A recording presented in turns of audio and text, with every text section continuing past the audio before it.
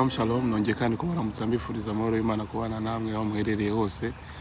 Turakomeje rero nibyo turimo turaganiraho muri iyi minsi hejuru y'umwete n'ubunebwe. Turimo turavugaho ndetse turusheho gufata ibyemezo byo guhinduka kuruta gufashwa, kuko abantu benshi bari mu mwuka wo gufashwa kuruta guhinduka, ariko nasanze guhinduka bitandukanye no gufashwa.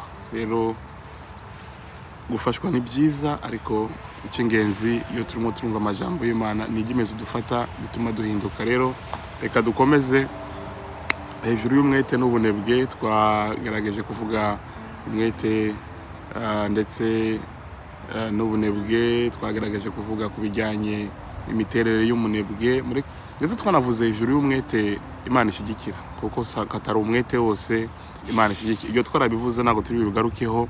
Abantu benshi barimo baribaza, ese kubura akazi bivuga yuko umuntu atamwete aba afite, cyangwa se gutera imbere bivuze yuko umuntu atamwete yagize?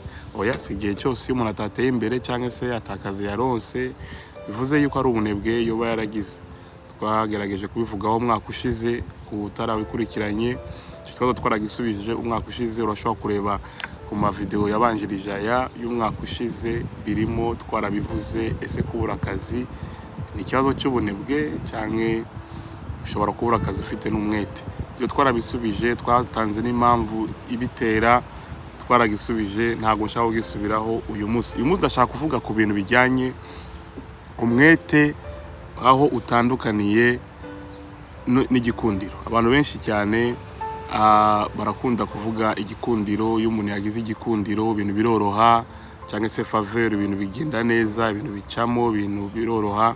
Ariko ndashaka kubabwira yuko igikundiro gifite ikindi kintu kikiruta, aricyo tuvugana muri aka kanya: umwete. Umwete ni mwiza kuruta igikundiro, kuko ushobora kugira igikundiro ariko cya gikundiro kigukingurira umuryango, ariko umwete utuma ugira icyo umara nyuma y'umuryango umaze gukinguka. Abantu benshi rero baravuga ngo igikundiro, nugira igikundiro muri business yawe bizagenda neza, nugira igikundiro ibintu bizoroha, ntabwo uzavunika, ntabwo uzahura n'intambara zitandukanye z'ubuzima. Igikundiro kikurinda ibintu byinshi cyane. Aya magambo turamaze kuyumva inshuro nyinshi cyane, ariko ndashaka kubabwira uyu munsi ko hari ikindi kintu gikomeye nyuma yo kugira igikundiro cy'Imana cyangwa se n'icy'abantu ugomba kugira mu buzima bwawe. Umwete ni ikintu gikomeye kirenze igikundiro.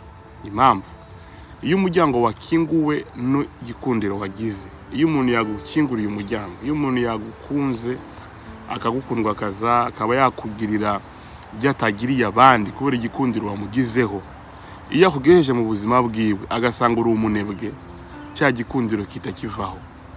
Ariko nubwo utaba wagize igikundiro ku muntu, ariko umwete ufite ushobora gutuma ugira igikundiro kuri uwo muntu. Birivuga gute? Ngo umunyamwete azaba hafi y'abakomeye, ndetse ko wowe umunyamwete kuzatwara. Nta hantu umuntu ufite umwete wabaye hasi cyangwa se wakoreye boroheje. Igihe cyose umunyamwete hari ibintu byinshi byagiye bikura mu buzima bwiwe. Ikindi kintu ugomba kumenya, igikundiro ntabwo gihamagara umwete, ariko umwete ushobora guhamagara igikundiro. Aha rero birakomeye. Umwete uhamagara igikundiro, ariko igikundiro ntabwo gihamagara umwete. Umwete ubyara igikundiro mu buzima bw'abantu bari iruhande rwawe. Uravuga ngo umunyamwete azaba hafi y'abakomeye, azakorera abakomeye. Uvuga ngo umwete wawe utuma ukwegereza abakomeye, noneho ukabagiraho igikundiro. Ariko igikundiro umuntu yagugiriye ntabwo gishobora gutuma agusangana cyangwa se bizana umwete mu buzima bwawe. Biratandukanye. Rero tugomba kubimenya, tugomba kubisobanukirwa, tugomba kubitahura, tugomba gutandukanya ibintu, nitwitiranye ibintu. Abantu benshi bagize igikundiro ariko uyu munsi bari he? Abantu benshi bagize igikundiro ku bantu uyu munsi bari he? Kuko babakinguriye imiryango, ariko basanga abo bakinguriye muri bo bari empty. Reka igikundiro ni cyiza mu buzima bwawe, kizasanga ufite umwete.